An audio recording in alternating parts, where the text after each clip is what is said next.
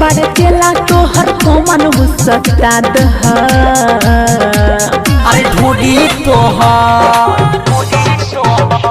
अरे ढोडी तोहर लागेला भैंसी के न दह अरे ढोडी तोहर लागेला भैंसी के न दह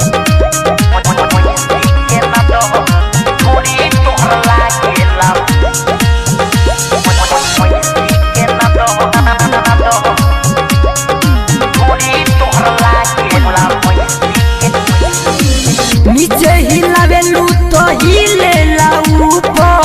धके दबा दे मधुनु प्रभु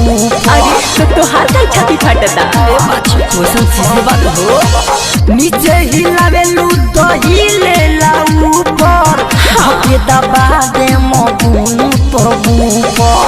ऐसे ना बोला बाबू जोनी देखावा बाबू ऐसे ना बोला बाबू जोनी देखावा बाबू सोभे बा इहाऊ है कवनो ना सादबा अरे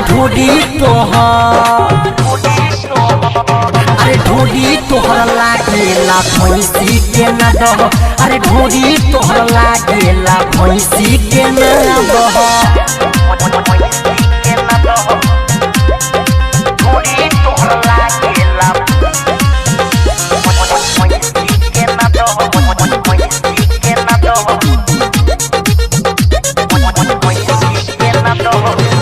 बाजत में भैरो तने चित न रबा दुनु डाम हाइल तोहर ऊपर के न रबा तेरे बाती सुन रे बाजत में भैरो तने चित न रबा दुनु डाम हाइल तोहर ऊपर के न रबा राइटर थारो मारे अच्छा रीमा के देखो तारे अंकित अकेला मारे रीमा के देखो तारे ढेर छितरो ना तो हर कौन अब याद है अरे